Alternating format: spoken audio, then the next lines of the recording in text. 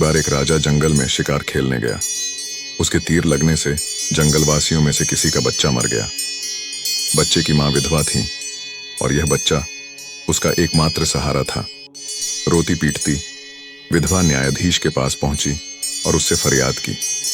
जब न्यायाधीश को पता चला कि बालक राजा के तीर से मरा है तो उनकी समझ में नहीं आया कि वह इंसाफ कैसे करें।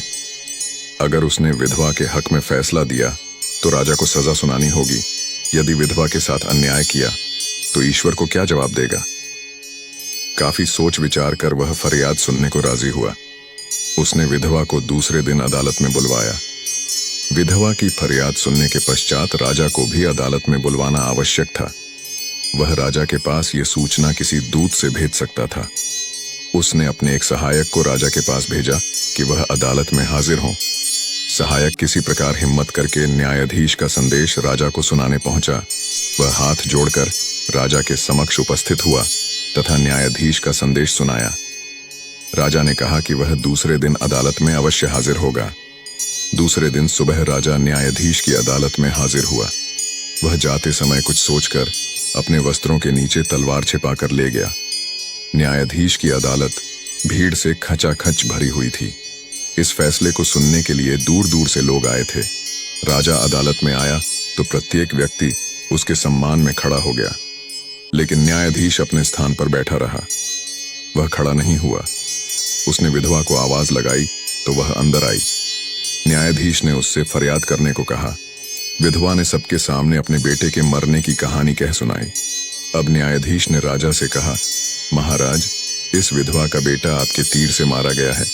आप पर उसको मारने का आरोप है। इस विधवा की यह हानि किसी भी स्थिति में पूरी नहीं हो सकती। मैं आदेश देता हूं कि किसी भी हालत में इसका नुकसान पूरा करें। राजा ने उस विधवा से क्षमा मांगी और कहा, मैं तुम्हारे इस नुकसान को पूरा नहीं कर सकता, किंतु इसकी भरपाई के लिए मैं पुत्र के रूप में तुम्हारी सेवा करने का वचन देता हूं तथा पूरी उम्र तुम्हारे परिवार का सारा खर्च उठाने की जिम्मेदारी लेता हूं, जिससे तुम्हारी जिंदगी सुख चैन से कट सके। विधवा राजी हो गई। न्यायाधीश अपने स्थान से उठ खड़ा हुआ तथा उसने अपनी जगह राजा के लिए खाली कर दी। राजा बोला, न्यायाधीश जी, अगर आपने फैसला करने में मेरा पक्ष लिया होता तो मैं तलवार से आपकी गर्दन काट देता। कहकर उसने अपने वस्त्रों में छिपी तलवार बाहर निकालकर सबको दिखाई। न्यायाधीश सिर झुकाकर बोला, महाराज, अगर आपने मेरा आदेश मानने में जरा भी टाल मटोल की होती तो मैं हंटर से आपकी खाल उधड़वा देता। इतना कहकर उसने भी अपने वस्त्रों के अंदर से एक चमड़े का हंटर निकालकर सामने रख दिया। राजा न्यायाधीश की बात से बड़ा प्रसन्न हुआ और उसने उसे अपनी बाहों में भर लिया।